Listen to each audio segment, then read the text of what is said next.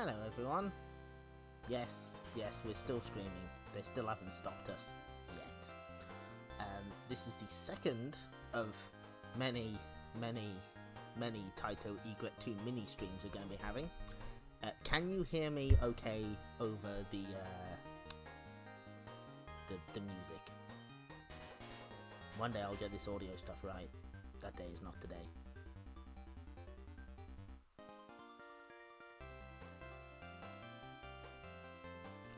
Wonderful. Okay. So, as you may, if you're a Taito head, you may have figured out the theme of this stream with the use of the word TAITRONICS, which is something that would appear on Taito's earlier arcade game flyers. We're doing pretty much all of the early 80s games except Elevator Action. We're saving that for a later one, but we're playing all the old games, all of the games older than me. So first off, before we do anything, I've collected the arcade flyers for most of these games, and we can I'll show you where I got those from. That would be from the good people at the Arcade Flyers Archive. Highly recommended. It hasn't been updated in like 10 years, but you know what? It's still an extremely valuable source. In case you ever need it. There's only one of the games that we're covering tonight doesn't have a flyer. Most people didn't even know it existed before the Taito Egret II Mini. You're free to guess which one it is before we get to it. Okay, so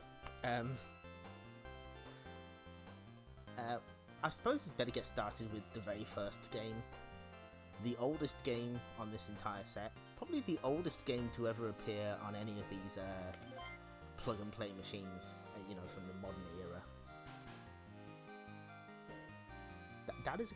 Hey, I played a few Hatsune Miku games they made in the past 10 years, in arcades, probably.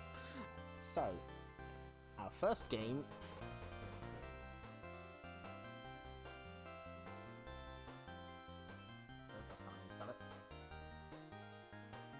is of course Space Invaders. You ever heard of this? You heard of this? Nope, no, that's not it. There we go. Nope, that's not. I've messed this up. There we go. You heard of this Space Invaders? It's kind of a big deal. Kind of a big deal. Hold on, wait. Oh wait, hang on. No. No, it's not right at all. There we go. That's better. What am I supposed to say about Space Invaders? If you've played a video game, you might know what this is. You may have seen a Space Invader or two in your time, but this is not Taito's first arcade game, of course, but it was one that put video games on the map. It's kind of an important game, and this version specifically is the color version. So we're gonna get started. We're gonna... Oh no, we're not. We're gonna switch that off. That's what we're gonna do. Okay, so play Space Invaders. A command for gamers. So we'll just let the attract mode run for a little bit. There's several versions of Space Invaders they could have used. There's the original black and white one. There were also cabinets that had like cellophane across the screen to make it look like it was the invaders were coloured. But like even this early on, there's a little bit of playful edge. The Y is upside down. Oh, the squid's here to sort it out. There we go. That's better. There were cabinets that had the famous moon background, and it seems that when Taito re-releases these games by them, when they're doing it, they tend to either include the color or the black and white version, or both, but like treated as separate games. Oh look, there's another one. There were too many C's there. Like the Taito Legends set on PS2 and Xbox actually has like the moon background and the both black and white and color versions. And it's kind of a shame that that's not here. I would have really liked to see the moon background again.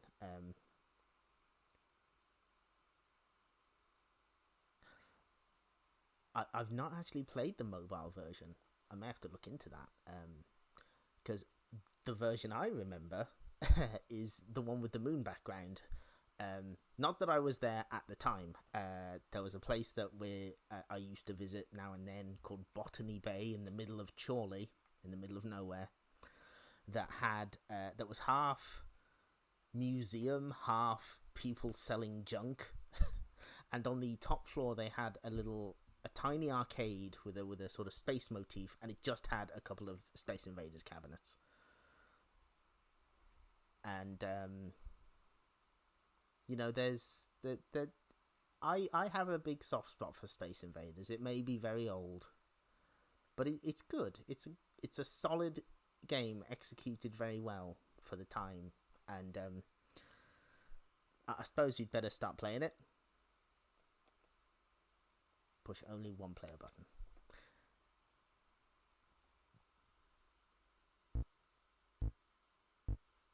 And so the invaders begin their relentless march. I'm not good at Space Invaders. I know some very basic strategy, but that's about it. One thing that's nice about the version on Invincible Collection is the UFO's value changes depending on how many shots you've made, and there's an option to keep track of that, which, as far as I know, is the only version that actually does that. Otherwise, you're on your own. Just you and a wall of invaders. Can we get it? Yes. Oh no, we missed it. Oh well.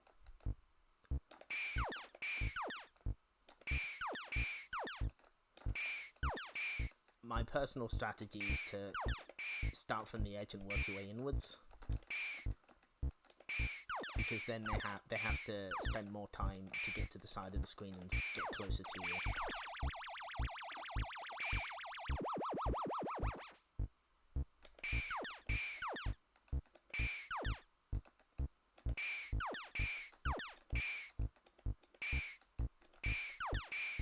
Now, one thing these 80s games are going to demonstrate is one of the nicer touches of the Egret Mini.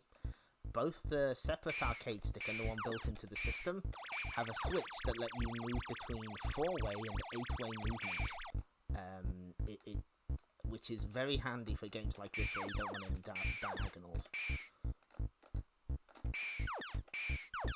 That'll definitely come in handy for games like Ray Maze. Can we do this on one life? Is it happening?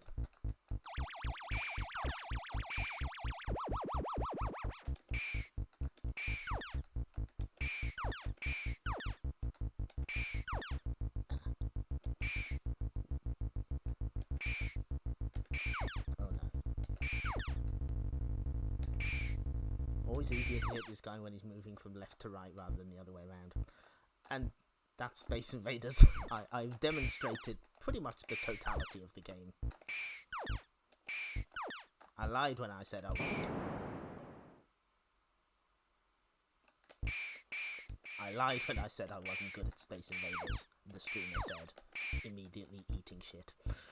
Oh no, oh, I've messed this up.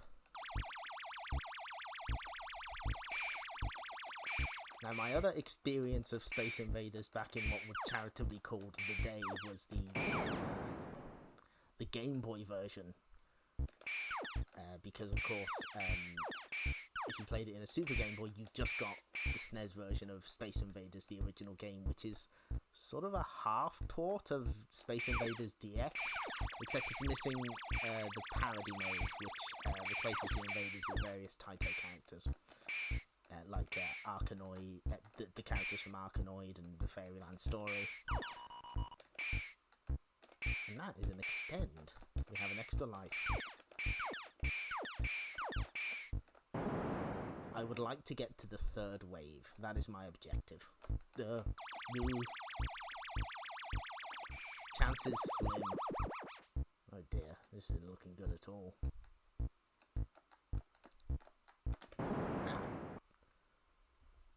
The Earth is doomed. needless to say, you can play Space Invaders on a lot of things, but it is nice. It sort of had to show up here.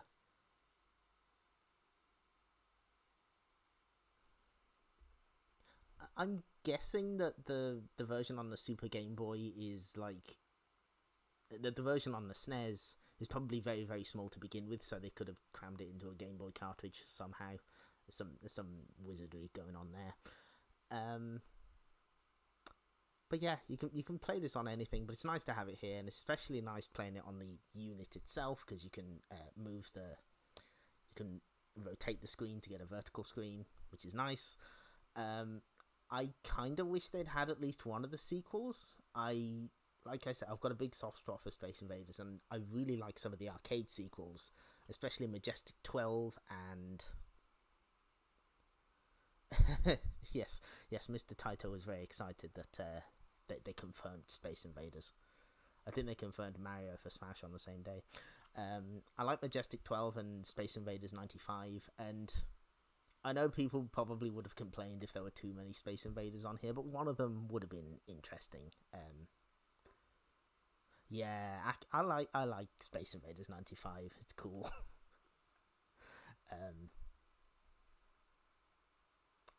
But I also find Space Invaders interesting because of the way Taito tried to retool it every now and then. An insider source, I cannot possibly name, told me that the PS2 and GameCube game Space Raiders, released in Europe as Space Invaders Invasion Day, was so poorly received that years afterwards it was used as an example to never, ever, ever take Space Invaders in that direction ever again. If you're not familiar, it basically took Space Invaders to the streets, a kind of gritty reboot where you're a human with a gun. It is bad. It is very bad, and ever since then, Taito never ever went that direction again. That afterwards, it was stuff like Space Invaders Extreme and Groove Coaster, and yep, they never went back to making the Invaders realistic. Probably for the best. I don't think we need another credit to this. I'm going to save my high score though. But you've seen Space Invaders. What you may not have seen is a spiritual successor.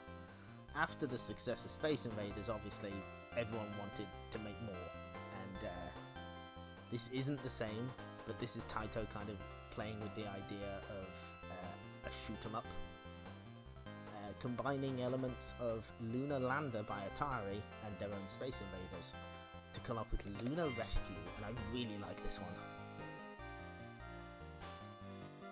Oh dear.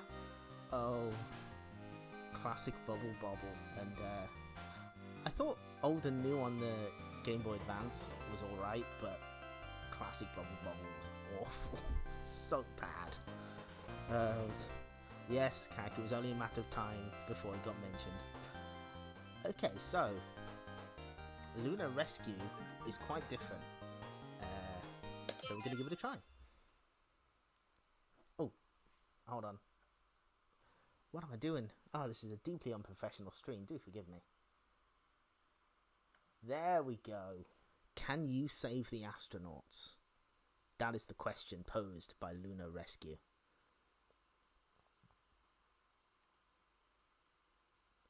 Yeah, I really like Lunar Rescue. It's a neat little idea. Lunar Rescue.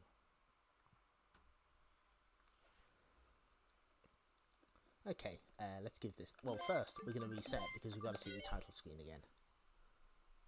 Those pesky invaders are back, but this time they're asking you very nicely to insert a coin. Aww. Bless them.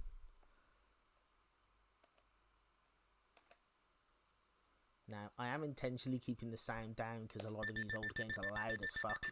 So, they have to get attention in the arcade. Sometimes it's the only way. So, you descend, and then you ascend. But in these little sections, if you hold the fire button, you accelerate so you can speed past enemies. You've got to get back in there. back in the mothership, and that's one human saved. In these descending sections, you can hold the fire button to slow your descent, but it eats up your fuel. Those stars, by the way, are not part of the background. They will kill you.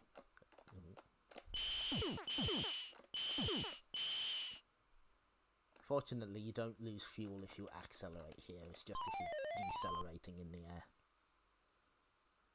In these sections. Can't do anything about these rocks though. You just gotta avoid them. Again, there's charm here, like the way that the astronauts kind of just rush over to you. Ooh. Unlike Space Invaders, this was only color. There's no black and white version as far as I'm aware.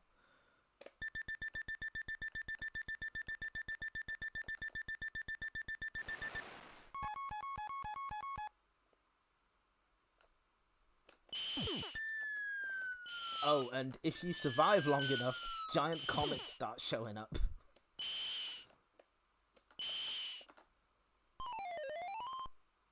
I think we're gonna have a clean sweep here.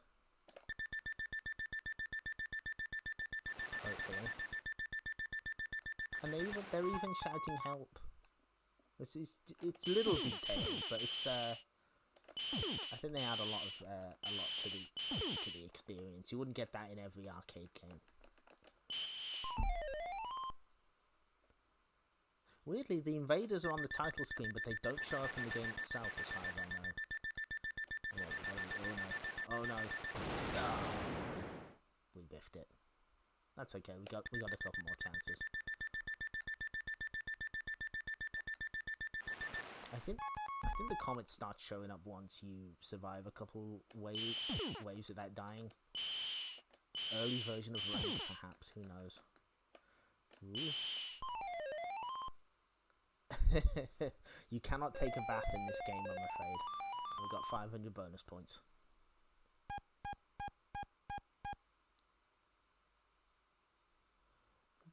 Did they really throw every other Bubble Bobble game under the bus? Oh, that's good. I like that. It's like Bubsy not acknowledging Bubsy 3D. So we're gonna have a serious attempt. We're gonna have a serious attempt at this, and then there's something goofy that I want to show off.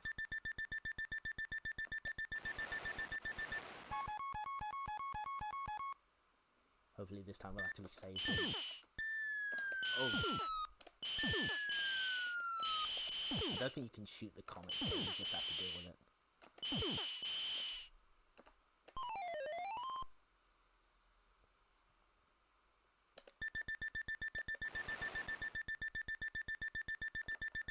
Ooh. Really threading the needle on that one. Now, if you've seen this game recently, it was in the Space Invaders Invincible collection, along with a game that I kind of wish was on here, Space Cyclone, which was only dumped in the past 10 or so years, I think. Like, it was a fairly recent find, and Space Cyclone rules. Maybe not enough to buy the Invincible collection on its own, but it's very, very good. It's got a lot of charm. It's got actual voices that are really clear for the era. Someday we will stream Space Cyclone, but that day is not today.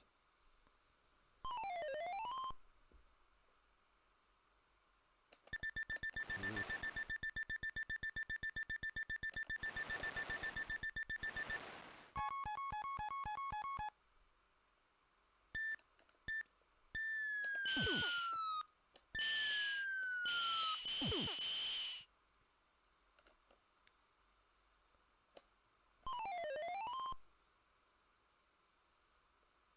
Yeah, that's fair. That's fair. Ooh. Okay, I think we can get to the third wave. I'd like that. Oh no.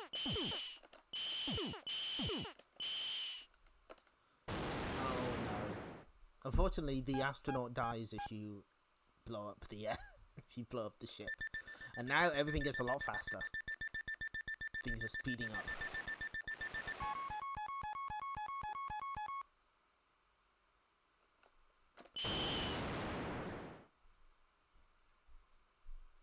the Lunar Rescue was a failure. Ooh, we get to put our name in. Now this doesn't support up and down, so we just have to rub end. I finally got to say the thing. And there's my name at the top. Please insert coin. So, I was going to show something goofy off in this. So that is exactly what we will do. So, when you're on your way back up, you'll notice that the hatch of the ship opens. So you have to direct your ship into it. What if you don't do that?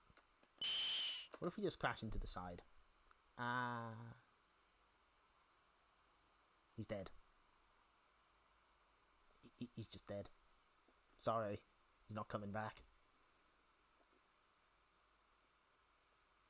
Although now I have to see what happens if you just miss it entirely and don't just crash into it. I imagine the same thing happens. It was a mistake to give me the keys to the moon lander. Screw this, we're going to Mars. Oh no, you just, oh, there's little mines up there. Okay, I see. So you're prevented from going the other way. Interesting.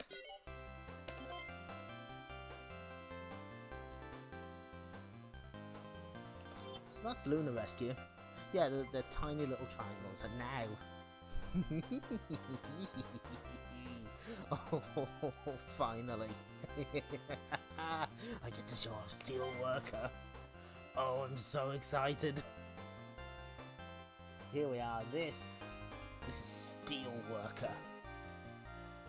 What is Steel Worker? Let's try and figure this out. Well, first off, it's the only game in this set to have the genre listed as logic.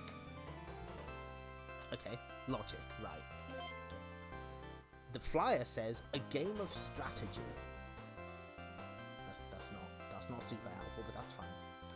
Become a chief engineer in this arcade puzzle game. Select and connect girders to guide workers from the left of the screen to the right without dropping any. Okay, that's kind of a description. Is there anything to glean from the game settings? No. That's fine. So we're gonna take we're gonna take the approach that we've just wandered into an arcade, a magical arcade that has every Taito game you could ever want, except Parasol Stars. That's not an arcade game, and we've got a pocket full of coins. Let's try and figure this out together.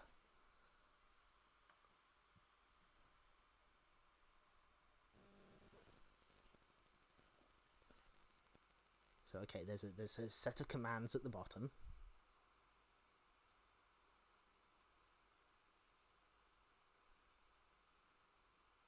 The demo isn't. Oh no, he's dead. Okay, that's it.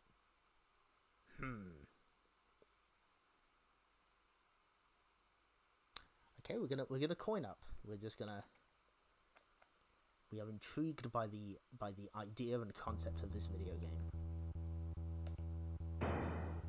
Okay, so we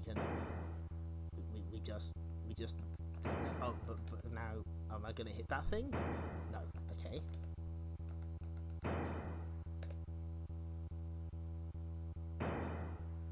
I guess that's how you play. You just connect the things.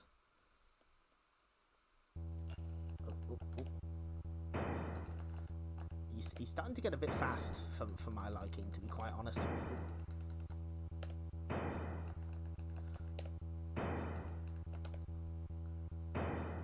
Oh no, he's going way too fast. No. He's dead.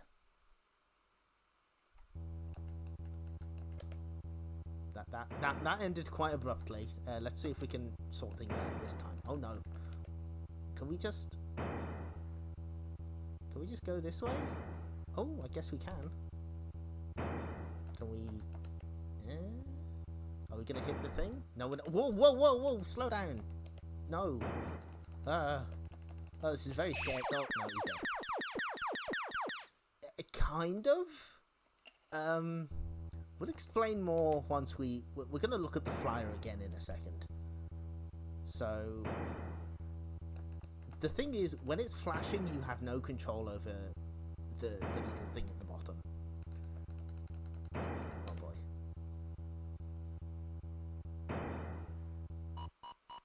Unfortunately, I'm not really replicating the standard person's experience with this game because I'm maybe a little too good at it. I've figured out how to play it, sort of, kind of, maybe. Okay, here's what. No. He's doing a little dance. Yes, he may have broken his leg, but he's still got spirit. So, I've seen people play this game and be completely flummoxed, and yes, this game is kind of doesn't make any sense when you first play it. It's just, what is happening? What do I do? So, let's have a look at the play instructions on the flyer. So,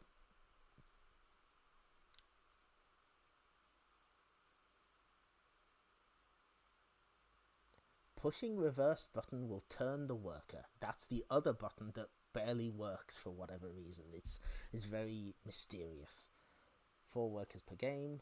Worker can join up to 15 frames to get a goal. That's really important. You can run out of girders and the game never tells you. The game just doesn't say, oh, don't use too many girders, otherwise you'll die. The additional information is where the important stuff is. So what the game wants you to do is make the bridge with as many pieces as possible, up to 15, to get the most score out of every board. You don't want to make a beeline for the exit. That doesn't get you as many points. But also, Steelworker's walking speed accelerates at random. So when you see it doing the 100-mile dash to the edge, that's random. You can't do anything about it. It's just, sometimes he just really wants to get to the edge and he's going to do it. So let's try and keep in mind what we've learned. We want these weird pieces seem to be the way to get the most points out of the game.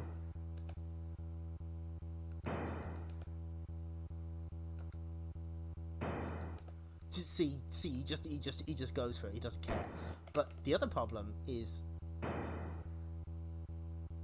okay, sometimes your controls are just locked, and often you're just completely screwed. There's nothing you can do. So I'm gonna try that again.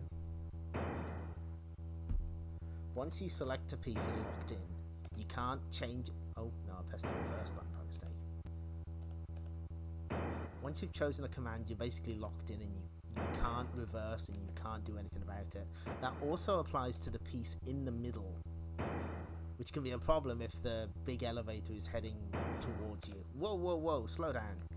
Oh no, oh no. Oh, this has gone horribly wrong. No, please slow down, Mr. Steelworker. Hey, okay, we take that. That's fine. 1, 2, 3, 4, 5, 6. I've got about 10 pieces in there. Oh my god, I'm so sorry. Oh, I played really well, I swear. You just didn't see any of it.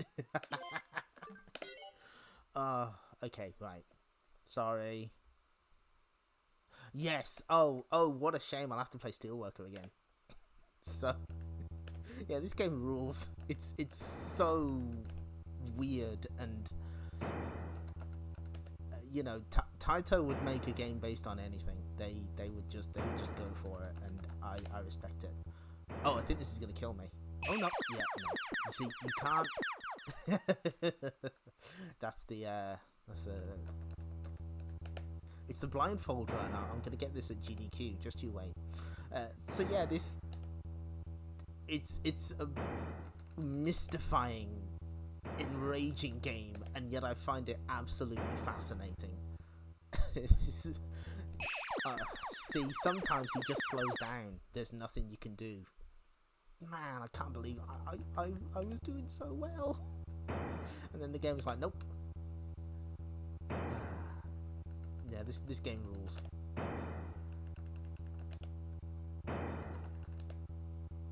It also, it's like you can make, oh no. Oh dear. Oh, I've completely screwed this up. Nah, he's just gonna have a... Oh, hi, Sardoose. You just missed me completely covering the screen with the flyer. We're going back in. Ooh. So, yeah, it reminds me that you could make a video game about anything.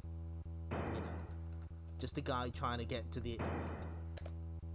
trying to not die at the Looney Tunes-esque construction site he's working at. No, slow down. The other game that makes me think about that is Bird Week, which is a game I'll talk about forever.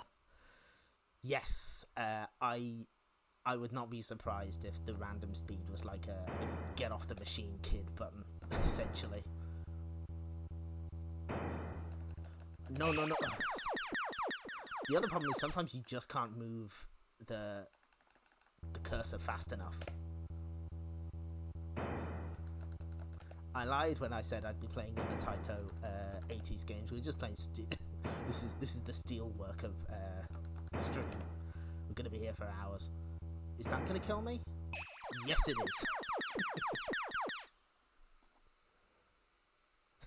is. The problem is, can you really get good at a game like this? It just seems like I don't know whether you could. So what we're gonna do is we're gonna do a thing here. You can loop on yourself if you really... No. That's, I imagine, the way that you get the points. You just kind of loop the... Oh no. God, when he speeds up, there's just nothing you can do. No, don't you dare. Okay, right.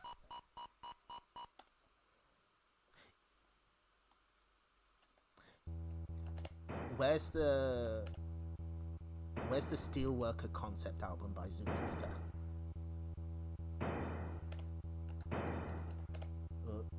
Oh no. Just complete panic sets in when he just speeds up. God, this game is so good. Now, the downside is that I seem to remember this not being dumped for a long time. And I was like, oh yeah, that must have been like in 2017 or something. And I looked up the date. The earliest Steelworker footage is 2009. So, you know, when I read that, I just turned into a giant pillar of dust. We're doing it again. We're going one more time. I want to beat that high score. I know I can do it.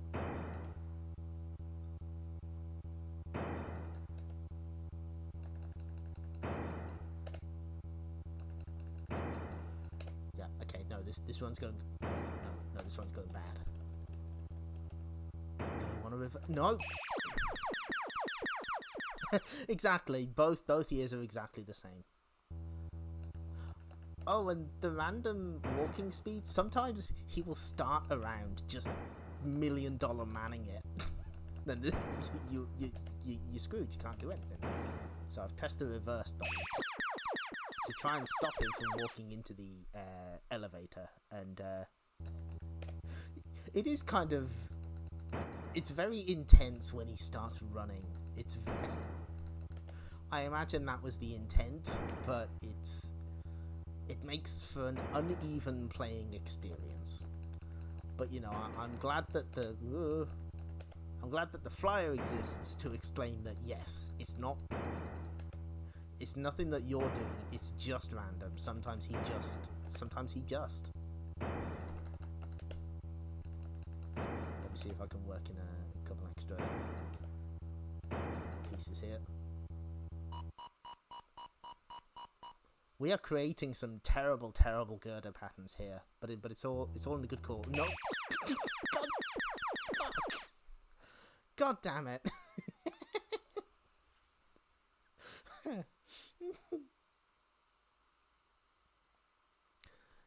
yeah, when this first went in MAME, I did the unthinkable and I updated my MAME to play it. Because I was like, what is this? What is this video game?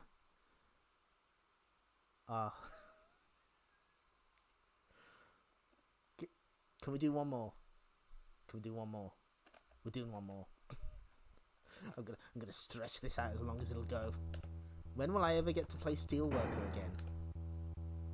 When will I get to play my new favourite weird Taito game? Oh, this is wait, hang on. No.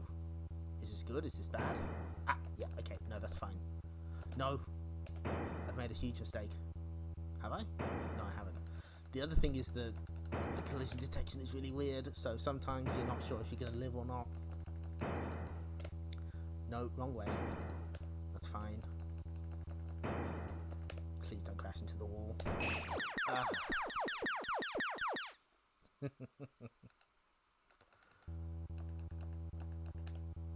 This game is excellent. I will not hear a bad word said about Steelworker.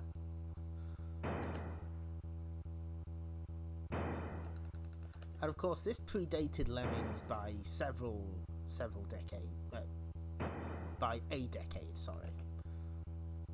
And I guess it predates Nightwalker as well, which would be a closer analog. Okay, can we beat 2100?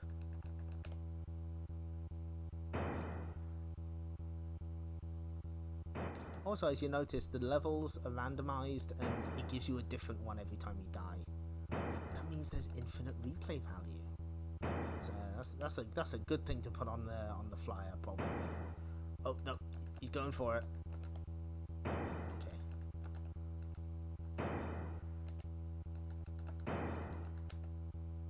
I'm just gonna play it safe. Now the flyer said you could have more reverse uses. I don't know how though. Maybe it's just like the number of each. No. Okay. I think I've demonstrated Steelworker. Don't sleep on it. Give it a chance. It's good. It's a good video game.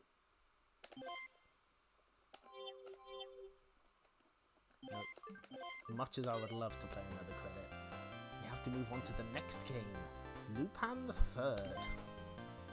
Become the infamous gentleman thief and avoid Inspector Zenigata, guards and dogs, and make your way to the safe. Can you escape with all 8 bags of money? Hopefully we can. Yes, this is a licensed Lupin the III game, and I do have some notes on this one.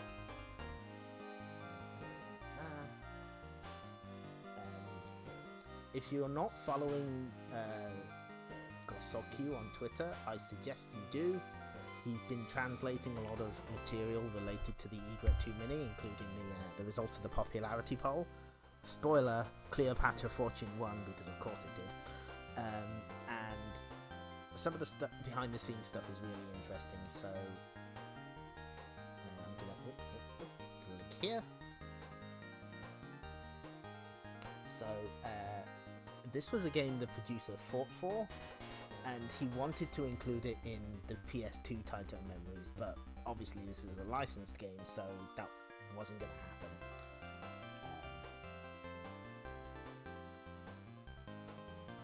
But it wasn't just Lupin himself.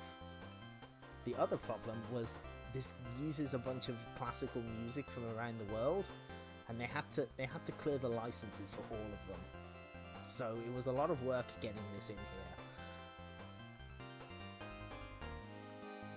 Nope, that's Steelworker. There we go. So Lupin's kind of going for a magician kind of look here. Surprisingly, this is apparently European flyer. So I guess it had some kind of international distribution. It was in the arcades before Cliffhanger, at least. So I'm gonna switch the flyer off now so that I don't forget.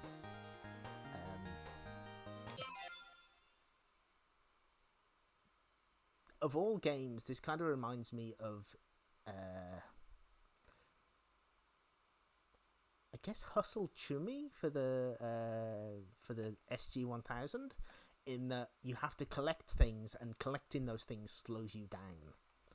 I guess there's a little bit of Octopus on the Game Boy Game & Watch Gallery, the modern version, where if you pick up too much treasure, you slow down. So, Lupin the III, Monkey Punch's famous creation, has finally come to video games and is robbing the Taito building.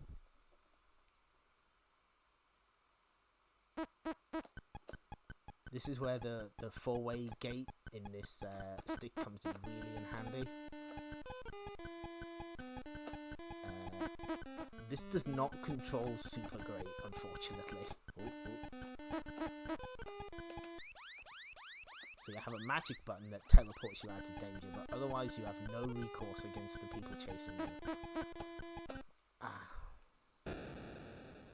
And now in jail. That's fine, we will try again. We're clearing at least one board of this. Now, there's 3 enemies on screen. The one with the nightstick is the famous Inspector Zenigata, who constantly pursues you. Yes, this is Wolf 3. It's the Wolf. He's Lupin. Never heard of him. Can't use that name. Please don't sue. Now, you can teleport, but it does cost you magic energy, which you can only use it 4 times, and it reduces your bonus at the end of the stage. So you kind of want to only use it when you have to. Plus, sometimes it can screw you over and just teleport you into a bad place where you don't want to be. I guess there's a little bit of Frogger here as well, in that the money bags are all at the top of the screen.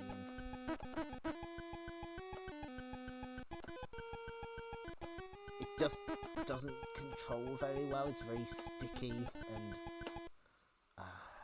turning corners is a real pain. Oh, I must be Lupin. Okay. And now we're dead ass going to jail. Again, these are early games, but they got a lot of charm in the presentation. Taito knew what was up. Game over. We're going back in.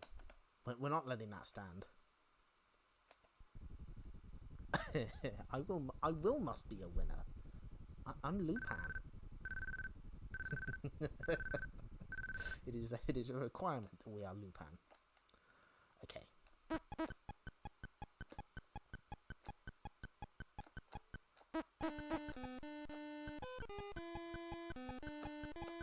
No, I keep getting caught on the walls. No. Okay, the hit detection is not in our favour. Understood. There's a cutscene after you beat a stage, so we have to see it. I'm sure you understand.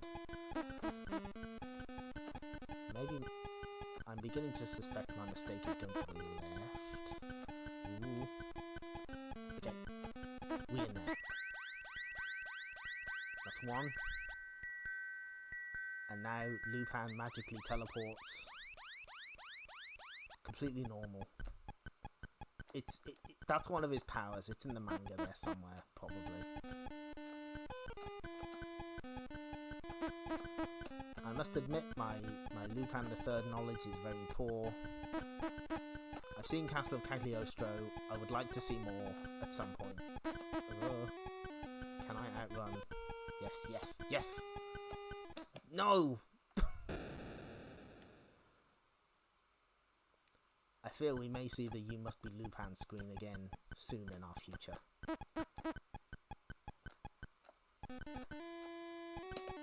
We'll try the magic, we'll see where that gets us. Okay, that's good. Also, I noticed that there's a sound effect for the dog barking, which is really cute. That is attention to detail. Yeah, I'd really like to get into the series at some point, properly. I've played Cliffhanger, that counts, right? Yeah, he's good dogs in gaming. There we go.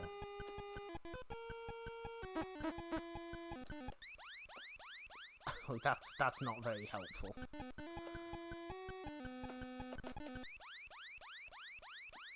also deeply unhelpful. Sometimes the magic just kind of screws you over. That's how it be. I think we can do it this time. No.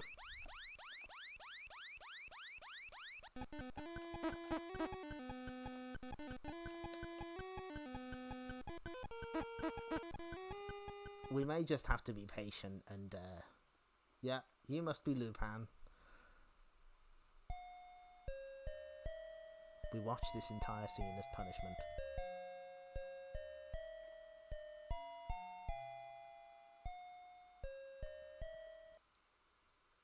Okay.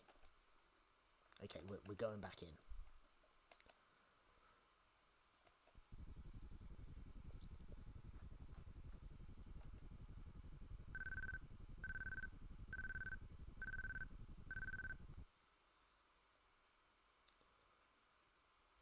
But it is especially weird to see a licensed game from the arcades this old. Like, you generally don't see many of those, probably because, you know, they kind of wanted to wait until the graphics could better represent the licenses. If this wasn't called Lupin, you might have struggled to figure out what it's supposed to be. Where's it going to put us? Ooh, that's good. Even when you respawn, you're sort of sent to kind of random parts of the map. This is a mysterious game. Okay, I've got this time. I've totally got it. Yes.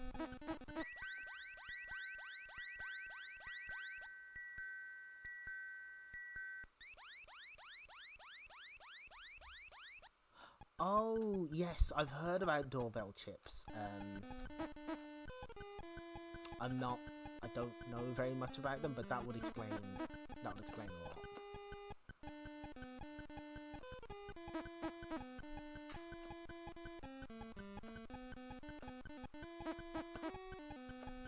Unfortunately, if you're attending these streams for the in-depth technical knowledge, I'm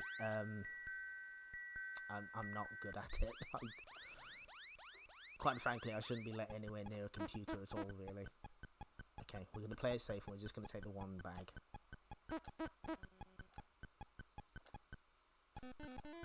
Oh, that's interesting, okay.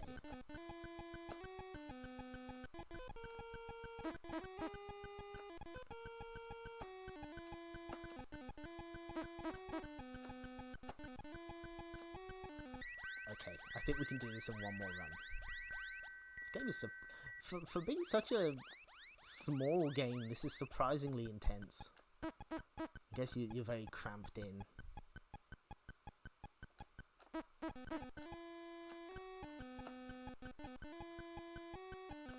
And I guess this is an early example of Pac-Man style AI, because obviously all three enemies act completely differently. Now hopefully Zenigata is fooled. Yes, he is. Oh no, not the dog. Duh. Get me out.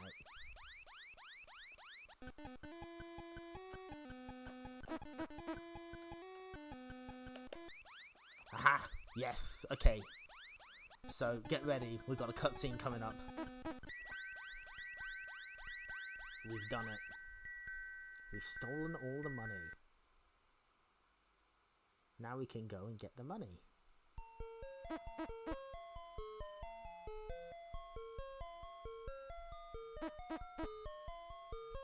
So here we go. We're offering the money to Bring Me More.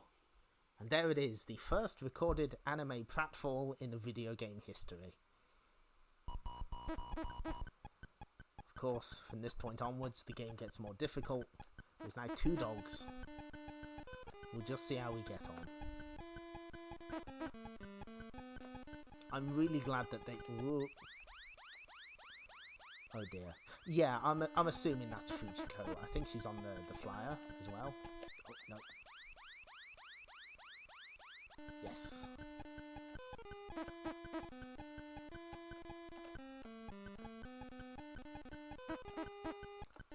Also, if anyone can identify, like, was the flyer artwork made specifically for this game, or was it taken from somewhere else? If anyone has any clues, please feel free to drop by. I get the feeling it may have been made just for this game. I've never seen the magician motif in other Lupin works, but of course I may be mistaken. Can I? Oh no. Can't believe the dog sent me to jail.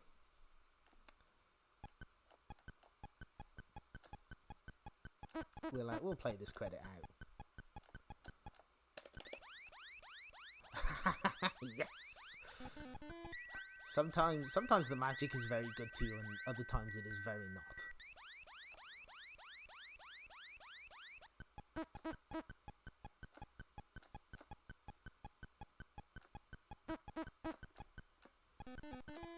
Of course, whoa!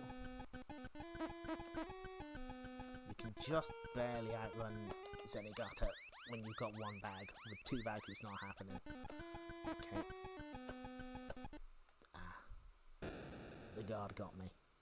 Yeah, I get the feeling that they did it just for this. And having him with the hat and cape makes him more immediately recognizable as a sprite, whereas you might struggle if you...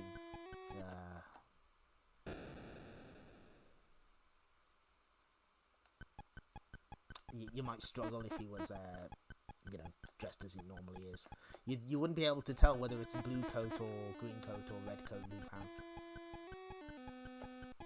See, that's a joke I do know.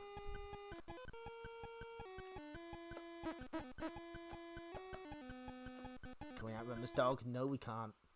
The dog has identified us as Lupin. Into jail we go. Pretty sure this ending isn't canon.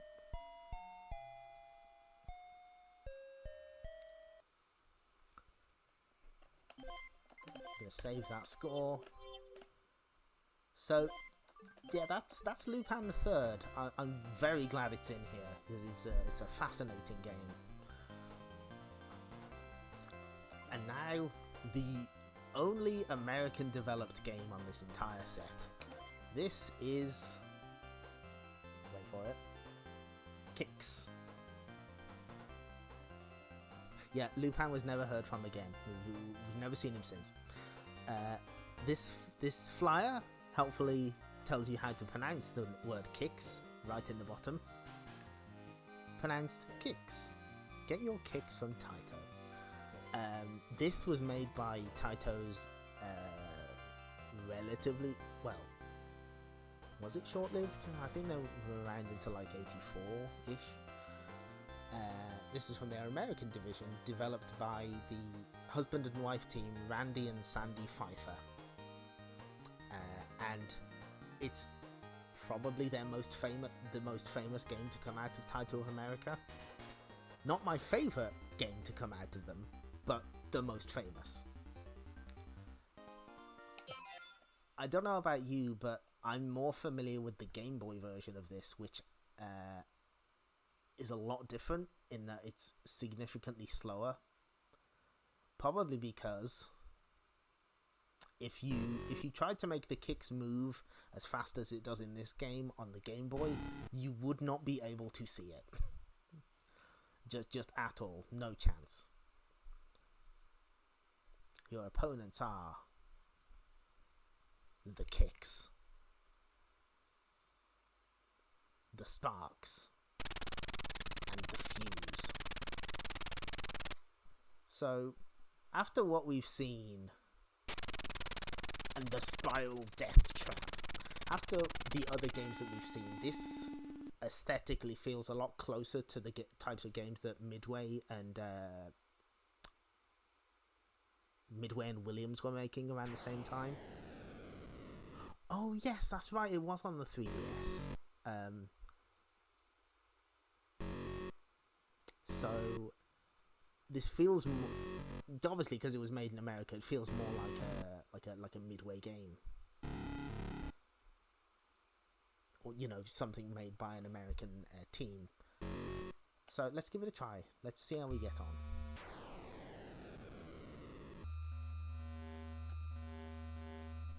I like the original Kicks because it's a very stark, almost horror-like game. The Kicks itself is unknowable. What is it? We don't know. Why are we trapped in its labyrinth? Also a mystery. All that we know is that the Kix wants us dead. There's nothing in the background to reveal. No pictures to amuse ourselves with. There's only the stark void. Or maybe I'm just talking out of my bum, who knows. Yes, there's... In the world of the Kix, there is no anime. There is nothing. There is only darkness. And the fact that the Kix is clearly making some kind of noise, but it's just that. It's just noise. We'll never know what it's trying to say.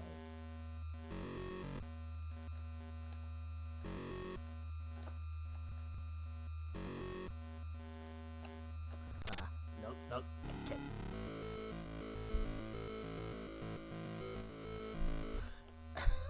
God, I wish this game had dinosaurs.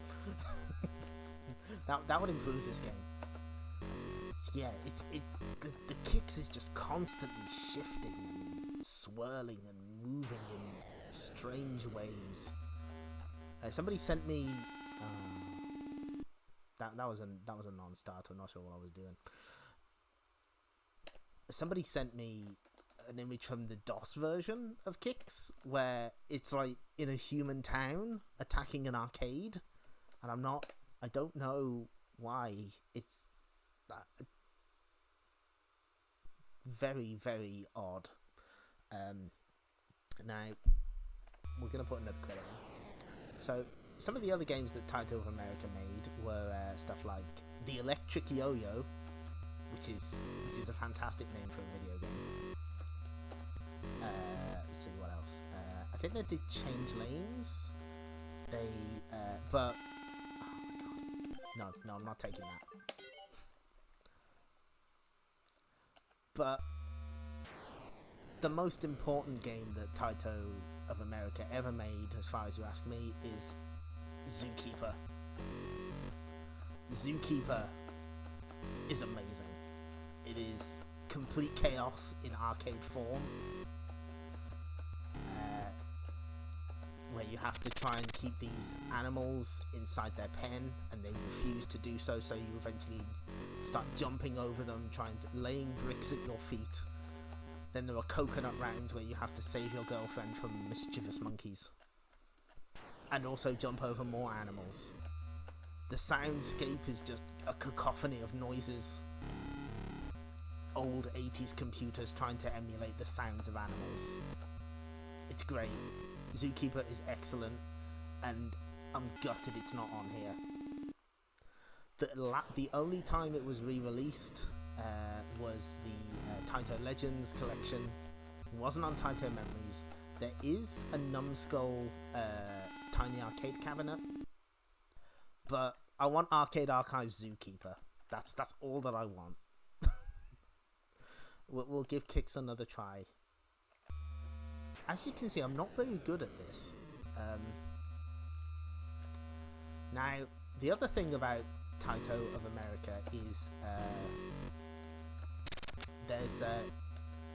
they were part of a small local news TV piece in the 80s, and there were two amazing things about it. The first is someone who worked on Zookeeper recounts that they kind of hammed up what they were doing. So they had like this office that was the furthest away from the front door, and they claimed that it was deep thought, and it was where all of their deepest thinking and hardest work goes. It was just picked because it was the furthest away from the front door. The other is a fake marquee shown for a game that doesn't exist, called Toasters and Chainsaws. Sadly, Toasters and Chainsaws is not real. How I wish it was. But yes, you're right. Kix is on Arcade Archives now. I don't know the quality of the emulation on that version, but it's nice that it's there, and it does give me hope for Zookeeper.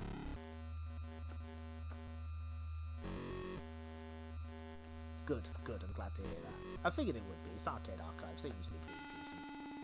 Oh, boy, I'm not good at this. Okay, no, that's fine. Also, the high score table is called Kicks Kickers. I just find that funny. So there we go. That's that is a bit of kicks for you.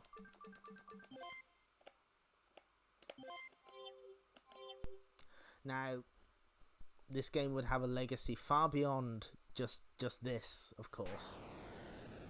In the 80s, Taito would make a new one themselves, except they contracted it out to Kaneko, who made a little game called Super Kicks.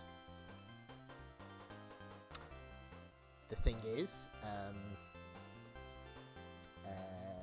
Kaneko would get the idea, why don't we have like pictures behind the game board so you reveal them?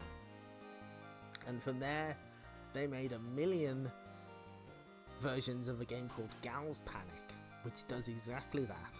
There's nudie pictures of ladies that you have to uncover. Except there's one version released in Korea where instead of nude pictures, you eventually unlock pictures of dinosaurs. That's real. That's real. It exists. We just have to accept it. Moving on, I just need to go back to 8-way movement. Yeah, Super Kicks is weird, especially knowing that Kaneko made it. It's nice though. It's got witches in it. That's a big plus point. So our next game. No. Is it this one? No, I've given the game away. Hang on. There we go. This is Pirate Pete, for those of you who seek real treasure.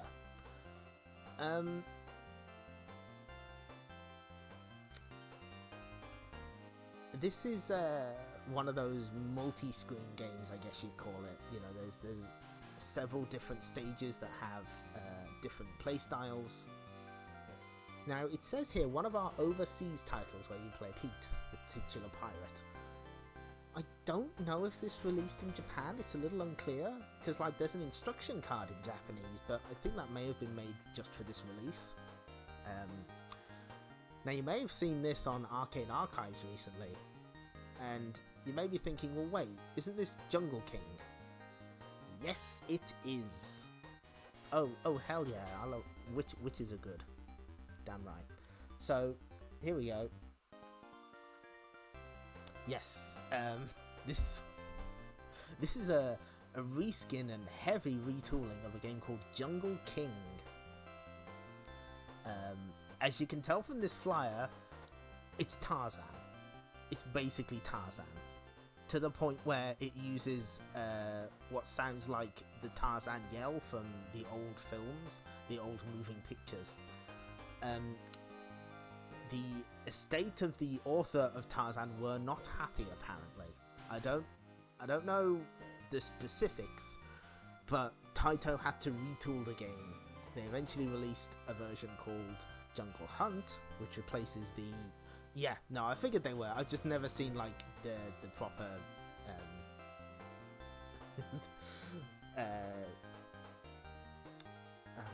I guess there'd be some sort of documentation somewhere, but no, I believe it.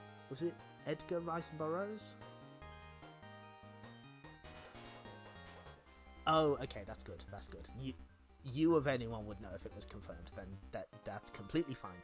Yes, they weren't happy, and so Taito changed it to Jungle King, which has a jungle explorer in a plinth hat.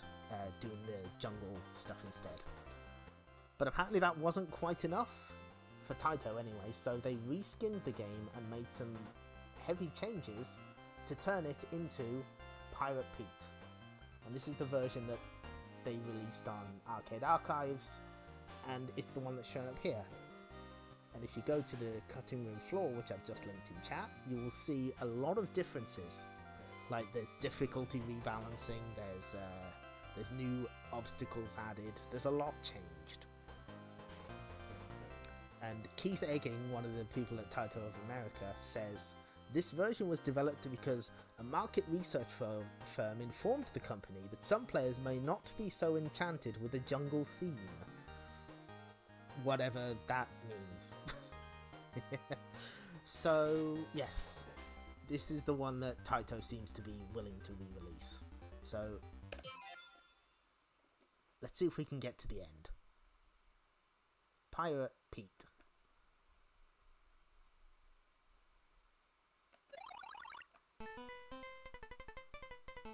Yes, Gold-S does extremely good work on TCRF. I was meaning to reread the Warrior Blade page, actually. So this is the first screen, we're just swinging from rope to rope. Notice there's some nice little parallax here, the deck of the ship.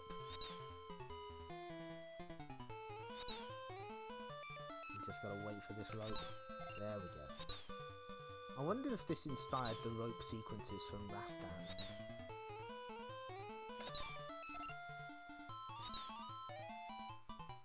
Oh, this is a slow rope. Whoop, okay. This doesn't make as much sense as it did in Jungle or King. It kind of makes sense to swing from rope to rope on in the jungle. But less sense here, but that's fine. Oof. Just barely cut that one. Oh. Ah, we're dead. That's fine. We're going to do at least one loop of this. I can feel it. Yeah, it's you'll see it in the ocean section as well. And the Rolling Rocks bit is too. Ooh, can we make it? Yes. Ooh, I don't like this angle. And now we dive into the ocean blue. We have a diving meter. We don't want to attack the sharks when their mouths are open, because then they can eat us. And they ate us anyway, because of course they did.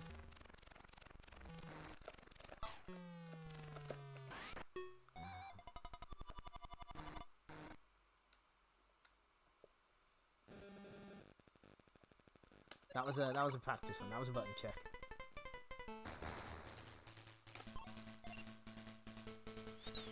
Now, Jungle King was never re-released, but Jungle Hunt was. It did make it on the first Taito Legends, but it wasn't in any of the Japanese sets. But I guess Taito just, when it comes to re-releasing this game, they just wanted to stay as far away from the jungle as possible.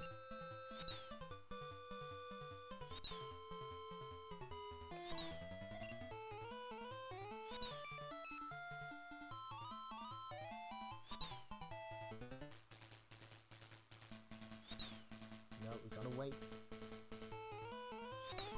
There we go.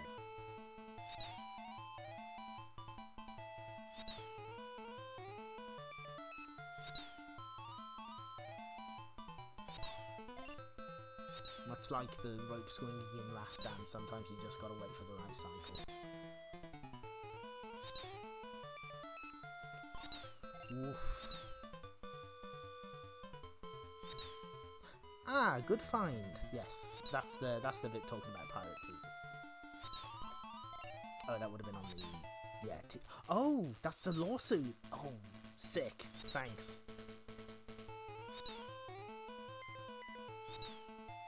I'm slowly getting better at keeping up with chat while doing this stuff. Ah, that rules.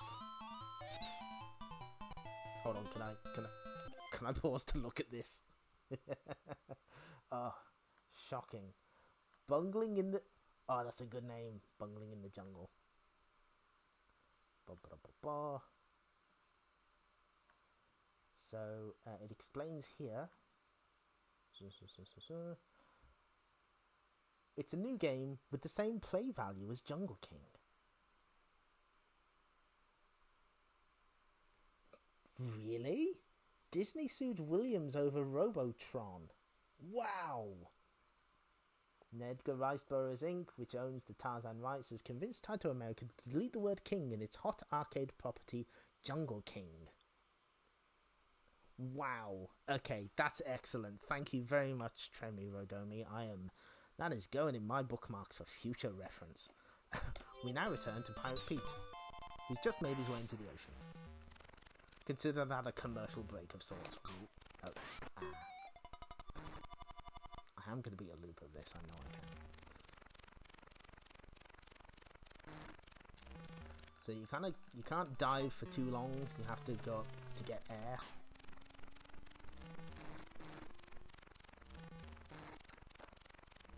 And sometimes bubbles from the base of the ocean come up and alter your movement. But look, there's parallax scrolling here as well. Yep, see, they're just gonna mess you up for a second. Not much you can do about that. I'm playing it extremely safe because I want to get to the end.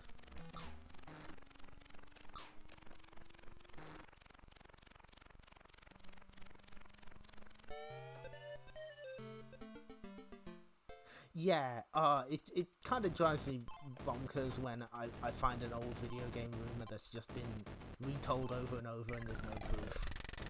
So it is very satisfying to find proof. Thank you for doing the legwork on that one. I ran into a rock. That's fine. This version actually adds a hazard here. The snakes at the top of the screen can catch you off if you jump too high.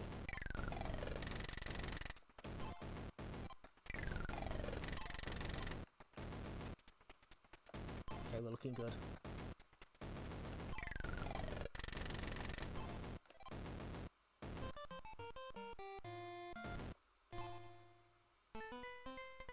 And we just jump on top of the rock.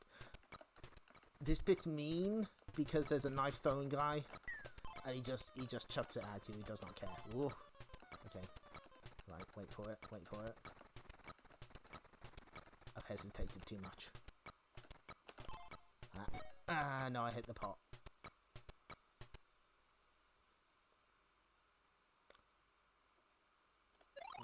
One more try, I can do this. If not, after this try, I have a contingency plan. It's a good thing this little thing has save states, let's put it like that.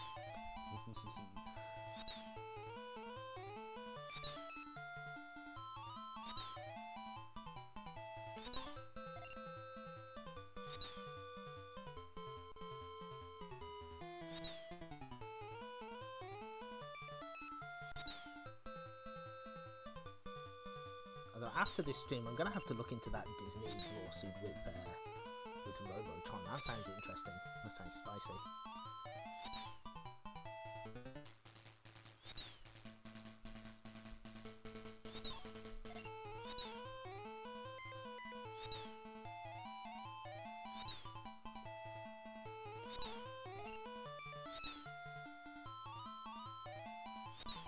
Patience is the key in Pirate Pete.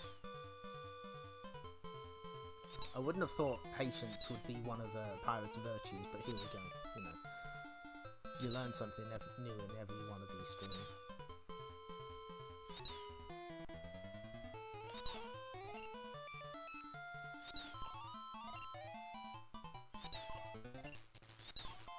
And now he gets to take a bath.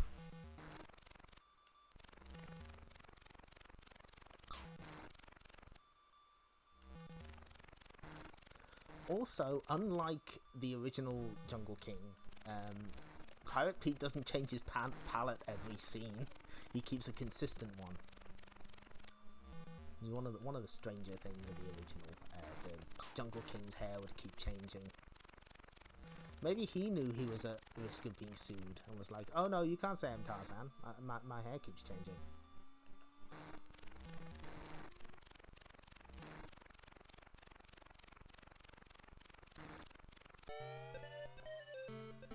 And that little jingle is, I think, maybe the only bit of music that sticks around.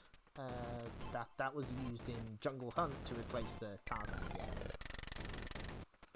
I'm kind of glad the Tarzan yell isn't on here because, man, it is the loudest thing in an arcade. Oh, he's dead.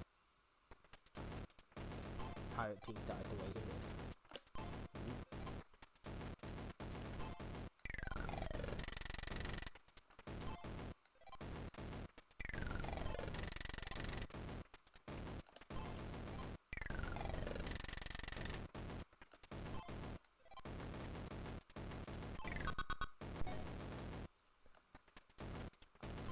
do it this time, I swear.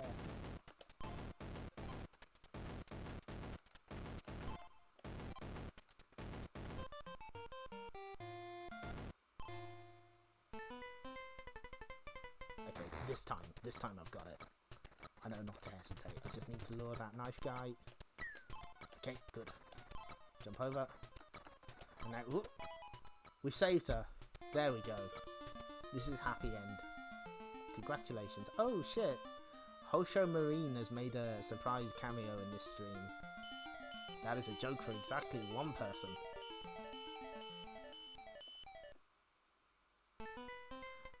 Ow! My eyes. Pirate Pete has entered the hell dimension.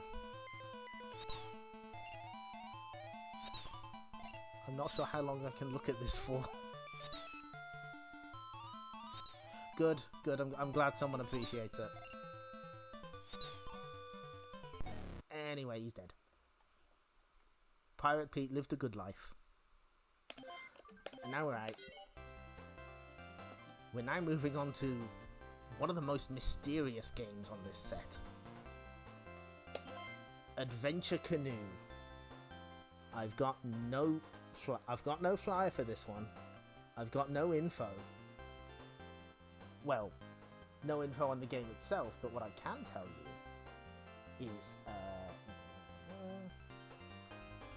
the PR specialist for this, for the Taito Egret II Mini, one Yukito Ohayashi. Not only was he the person to push to include Adventure Canoe, but he sourced the board himself to ensure its inclusion. I think this may have been his personal copy of the game. This is not in MAME, this isn't dumped. The official website refers to this as an overseas game, but this is the Japanese version. I'm not entirely sure what they meant, but oh, we gotta switch to 4-way again. This game rules. This is really fun.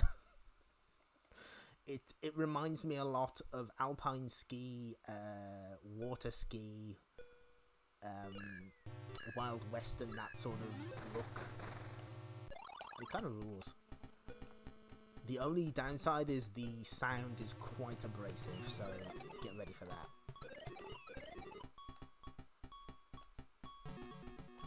In fact, you know what? Hang on. No.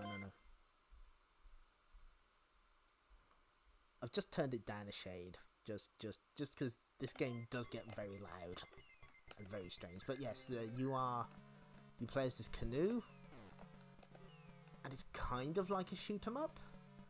You are always advancing. Ow. But you can shoot as well. But as you turn, the angle of your shot changes. Can we? Oh.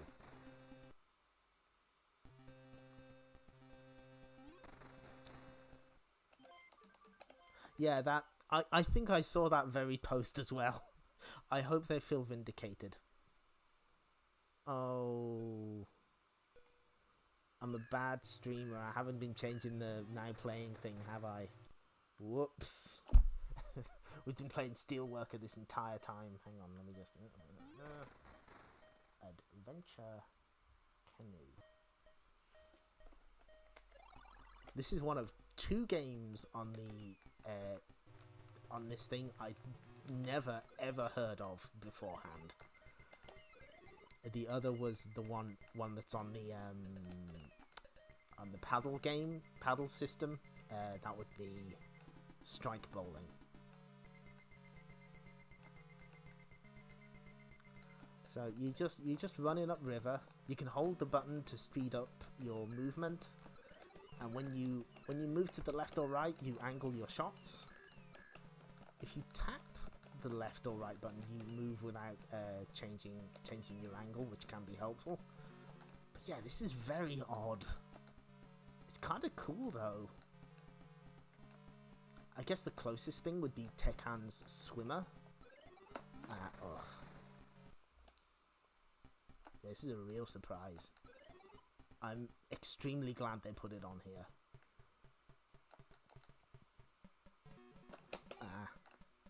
can shoot the logs if they're in your way, but it only moves them very slightly.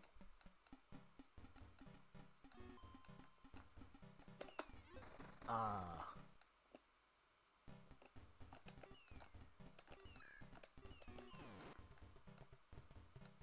What a strange game this is.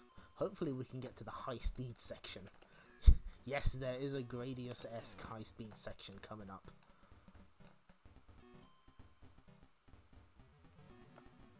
Yeah.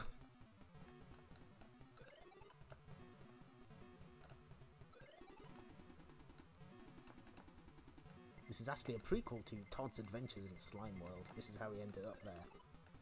That is okay, that's a joke for maybe more people. Yeah, Marine Day is cool.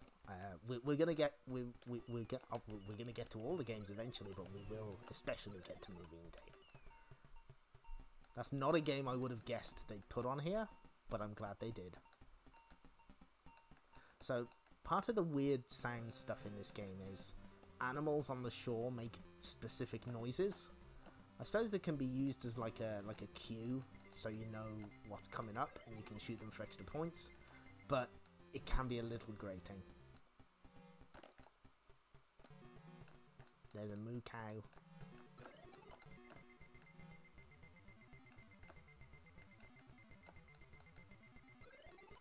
So my way of selling this game to people is, what if tubing was good?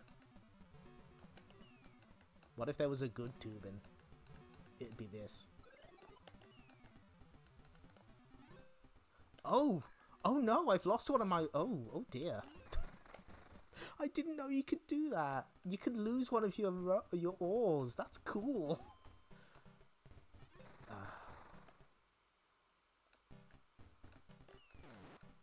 We're discovering things in real time.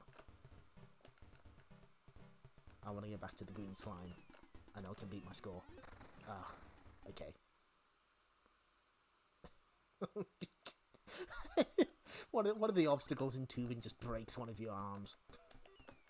I'm surprised they didn't put that in the game, quite frankly.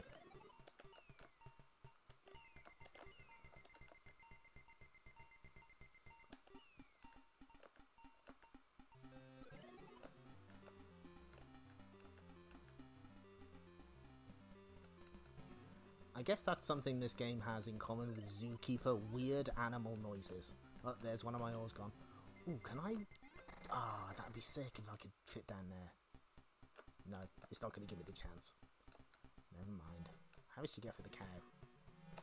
We're not going to find out.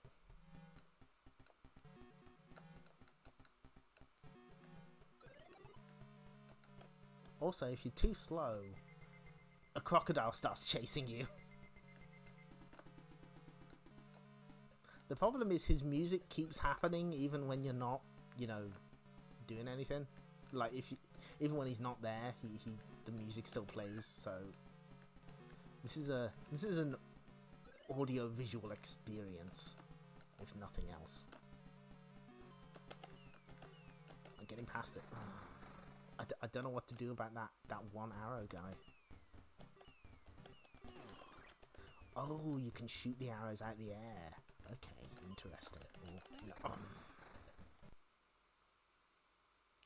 It is a mysterious lion. Yeah, this is his first game.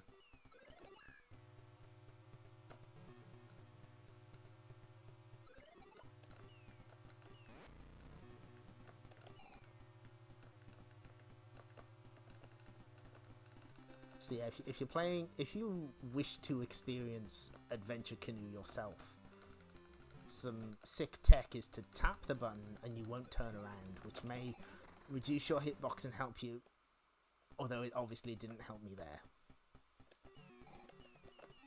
Ugh. No, okay, this is a disaster. Okay, one more try. We've only got one more game after this, so we may as well milk this one for all it's worth. What a cool game to put in this. This is the magic of arcade game re-releases and compilations. You get weird stuff you never would have seen otherwise. That's part of why I really enjoyed the Taito Legends collections. I know they're not, emulation-wise, they're not the best, but they introduced me to a lot of games that I would never have played otherwise. Ew.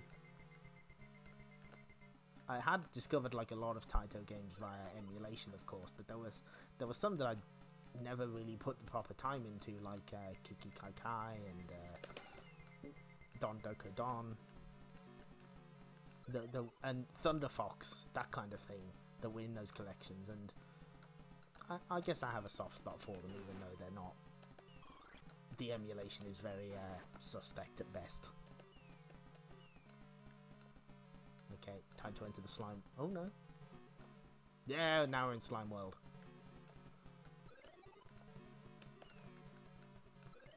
There are no shields or options to save you in the high-speed zone here.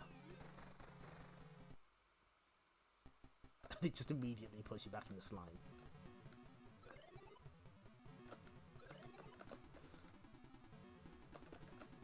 Ooh. Okay, we're out of Slime World.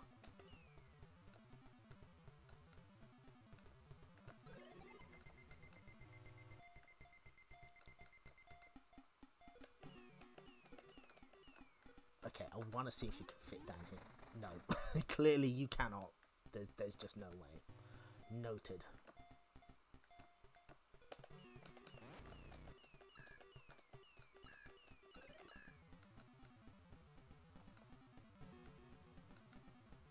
What an unusual game this is.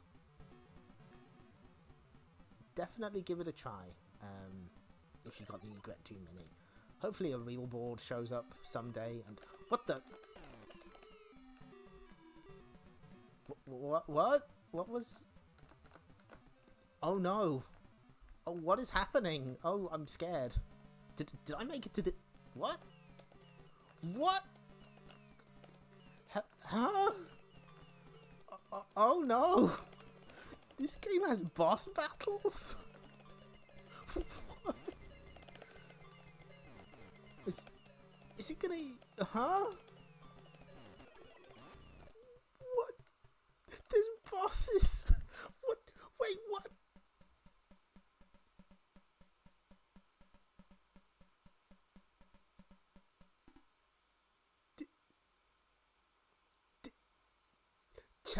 What? Huh? Did you all saw that, right? You saw me. Huh? This game is sick.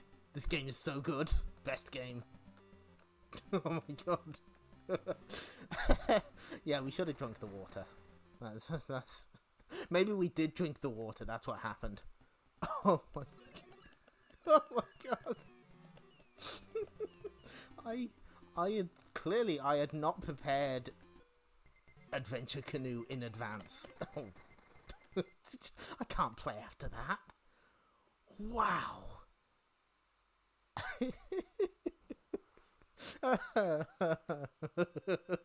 Oh, thank you, chat. I'm glad that you enjoyed that.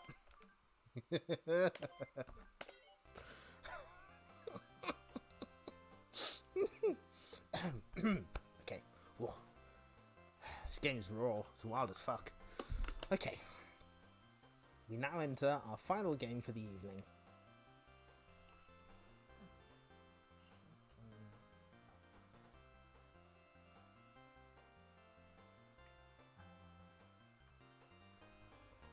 It's your friend and mine, Chack'n Pop. There he is. He's doing he's gonna have a maze adventure, and you're gonna join us. Chack and Pop, both at the same time. Can you imagine? So I know it says 1983 in the copyright. I know it does. Apparently that is not true.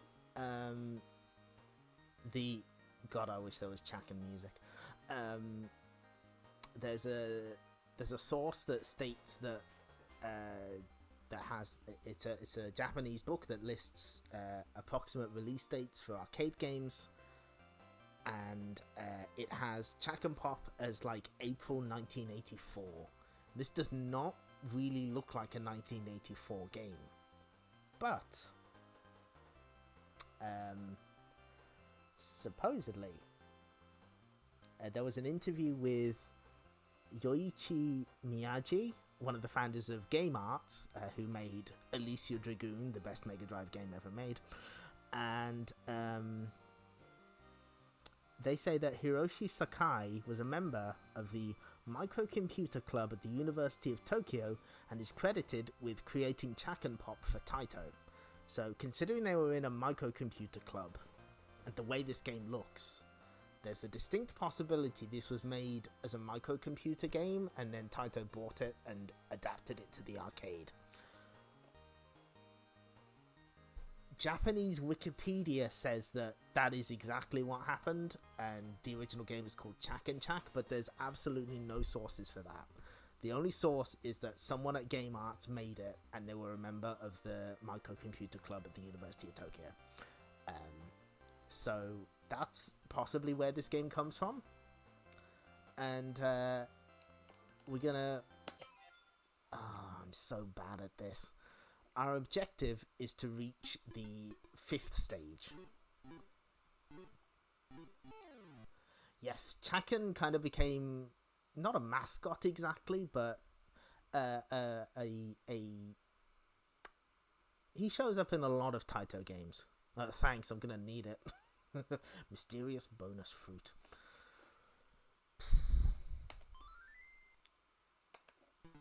Miss Chack'n and Mr. Chack'n. Take back our hearts. Okay. And he's locked in the maze. This is a single screen maze chase platform hybrid.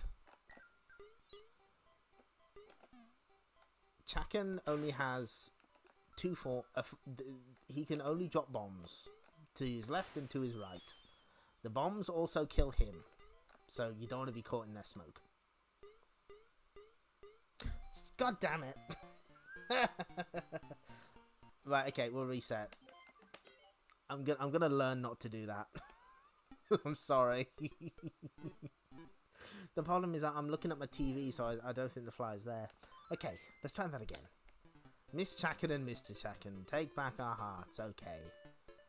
And Mr. Chack'n, like a fool, just goes for it. And he's trapped in the maze forever. He's never getting out.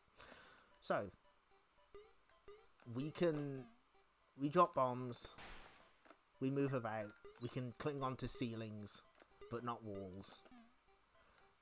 We have to free the heart on every stage, and not die, which is significantly easier said than done. Good, okay, yes, excellent. You eliminated 2 monsters, 2 eggs, and your training stage is over. Good luck to you. Chack'n controls strangely. He is a platform hero trapped in a maze chase game. So he can't. If you just let go of the stick, he just moves. He just does what he wants. He won't stop in any particular direction. So part of the challenge is figuring out how to get to certain places in the maze. The other part is not dying, which is not very easy. What we're going to do is we're going to show off one of the crueler things that this game does. If we can do it, yes we can. No.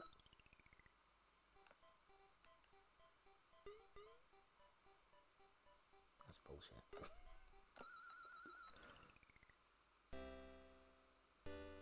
Yes, yeah, it does. Like, it makes total sense for this to be a microcomputer game. It's got that look to it. Okay, we're going back in. So what I was trying to show off there is a huge points bonus and an extra life if you beat a stage without killing any monsters or destroying any eggs. If you do that though, I I think it's like 6 more monsters get added to the next stage, and they will be on every stage for the rest of your playtime. Because unkilled monsters will up to a maximum of 14 monsters will appear on any given stage. You start at 8, and that number keeps going up if you leave any monsters alive or you destroy any eggs. This is a difficult game. And it doesn't help that, unlike Lupin the III, there's no... I can't believe I made a meaningful comparison to Taito's Lupin the III arcade game. There's no discernible pattern with the monsters. They just kind of go wherever. And while this game has a lot of cute ideas, like I like that the smoke from your bombs changes trajectory depending on, it fills out an area, so it could conceivably get around corners. It's just really difficult to kill anything. And if a monster traps you in a corner like this, there's nothing you can do. You're just dead. It's a deeply frustrating game. But it's so charming. Look at his little face. He's so cute. I don't know what he is, but he's very adorable, whatever he is.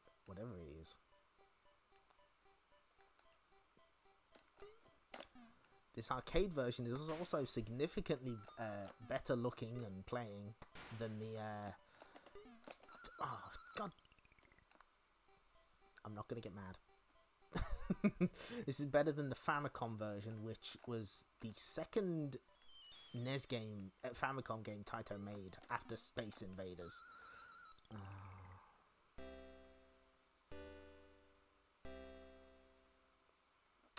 And so it had a really small ROM size, and it's like they had to gut a lot. So the intro's gone. I've quit because I'm gonna jack up the number of players. I could put no hit on, but where's the sport in that? I'll just give myself more lives. We're seeing Maze 5. I don't care how long it takes. We could be all here all night if we have to.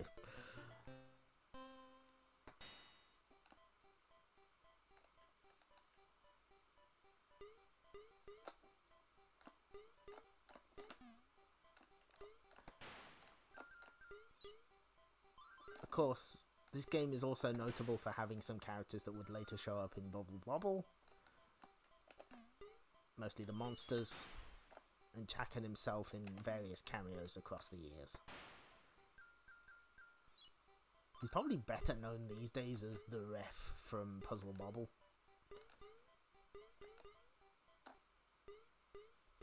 But Taito had to start somewhere with their single-screen arcade games, and this is where they started. This is obviously very different from the likes of the Fairyland Story and Bobble Bobble, but it's an obvious starting point. Even if mechanically they don't have that much in common, aesthetically there's definitely a common link. So, while it's not entirely unfounded to say this is like proto Bubble Bobble, in that it's obviously kind of a starting point for that kind of game, it doesn't play the same at all. So, take that sort of assessment with a grain of salt. I'm just making a beeline for the exit. I did write about this game, and I had to write a lot about it, and I had to play it a lot, so I'm kind of sick of it. I burnt myself out on Chack'n Pop a long time ago. It's got great ideas, it just doesn't execute them super well. And a lot of the time when you hear Taito fans talk about Chack'n Pop, it is done under duress, with a heavy sigh before it. We're like, yes, this game. Yep, I figured that would be the case.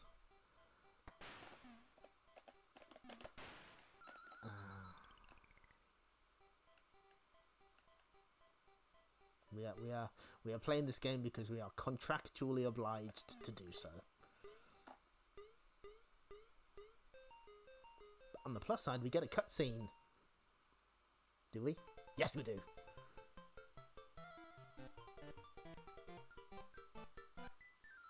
Even in the cutscenes, Chack'n gets screwed over. The world is a cruel place. Yeah, good idea, poor execution. It kind of makes me sad that there was... somebody showed off, like, design plans for a Chack'n Pop Jr. That would have been interesting.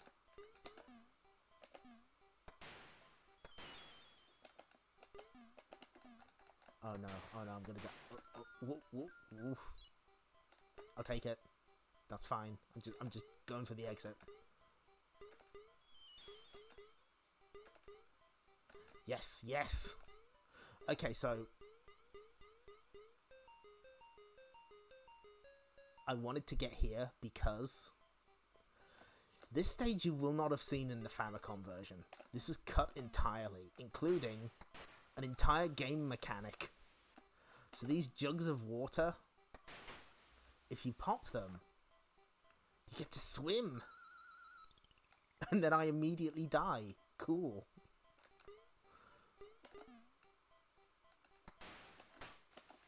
Okay, we'll get some more water, and then no, you don't. I don't care. I'm sorry. Yeah, a remake would be nice. Because there's potential here. It just doesn't quite reach it. Like, here's a cool thing. You can jump like that to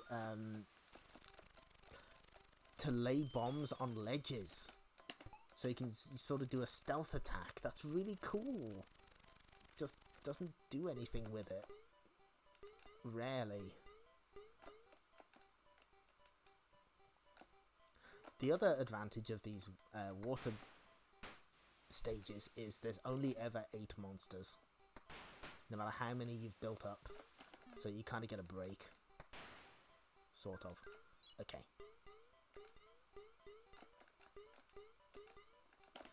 So yeah, these were just completely cut for the Famicom release. They are in the MS... are they in? I'm pretty sure they're in the MSX and SG-1000 versions. Yes, there was an SG-1000 version of this game.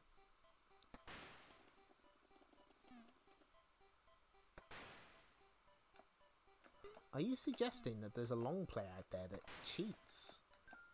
No. You must be mistaken. I was really happy about that.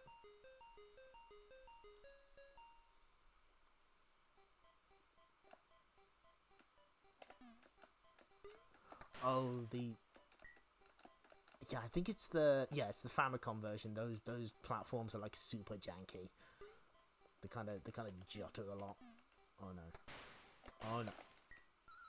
Nothing I could do. You know what? That is the most appropriate way to end a credit of Chack'n Pop. I am okay with that.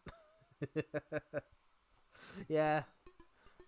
Yeah, I believe Tosei had some kind of involvement in Chack'n Pop's Famicom version.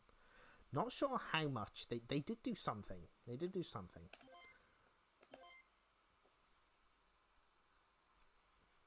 Yeah, those monsters were out for blood. That was a that was the look how they massacred my Chack'n Pop.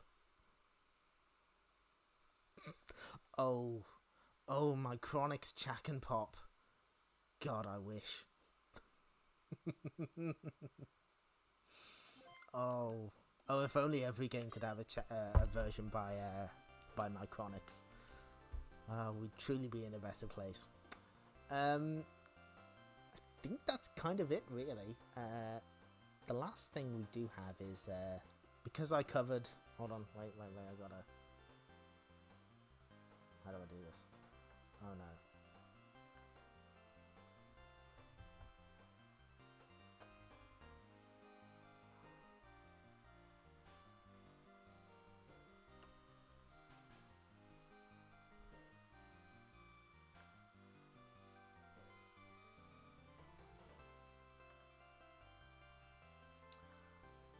So I did cover Chack'n Pop. tier text Taito conversions, my god. So I covered Chack'n Pop on my little website. So there's way too many words about Chack'n Pop. Might be the one of the few English language resources that actually tries to figure out where the game came from. Let me have that one. Let me have that one. And we also have art, because I drew my little mascot finding themselves in the Chack'n Pop maze. The monster seems pretty happy that she's there, but Chack'n himself has no idea what's going on. She's just, yeah, there she is. She's just looking at her feet. Oh, that is something I forgot to show off. You know what? We're going back in. When I switch... Ah. Ha ha ha ha. See, I'm getting better at remembering to switch this off. This is the most important thing.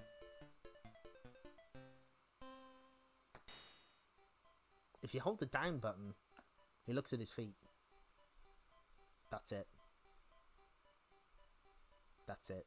Chack'n Pop can look at his feet.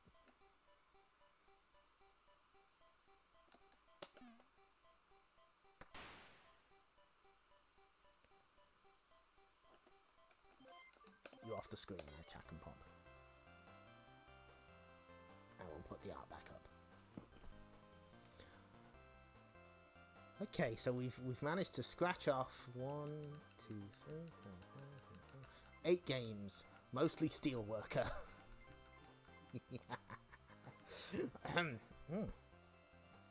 Oh, bless you. Oh, you think I'm playing Famicom versions of these games? Ha ha ha.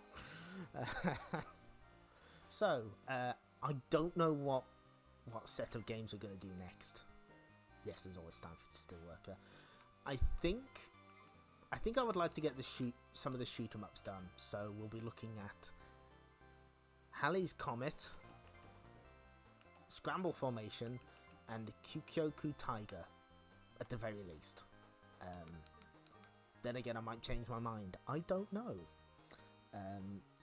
One thing I will mention is that somehow, I don't know how, through some kind of grievous clerical error, we're dangerously close to getting affiliate status here on Twitch. I don't know how that happened. I'm sorry. I feel I have to apologize. If we get closer to because we meet one of the requirements already, and we're very close to one of the other ones.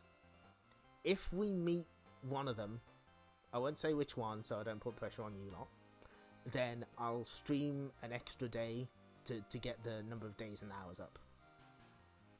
Yeah, I don't know how it happened either. It's clearly some kind of huge mistake. Maybe the Twitch staff have like just a huge New Zealand story fan on staff. We'll never know. But I will. Thank you very much. This was. I was meaning to keep this entire streaming thing low key, but I guess I'm gonna who knows? You will be informed. You will know. So,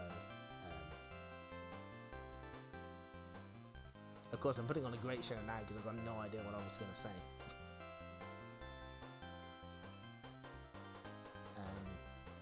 So yes, I think that will do it for tonight. I've had my fill of 80s arcade games for a while. Well, early 80s arcade games for a while. But we will be back with more Taito games. Eventually. Probably. Maybe. The story is not over yet. I feel strength welling in my body. Or is that what they say? Oh, I can only imagine what kind of disaster a Ghouls and Ghosts stream would be. Anyway, we're going to play more Taito arcade games in the near future. But for now, I'm going to say bye. I'm going to put up the stream end screen. That's what I'm going to do. Stream is now over. Thank you. See you next. You are very welcome. I am happy to stream the Taito. Anytime.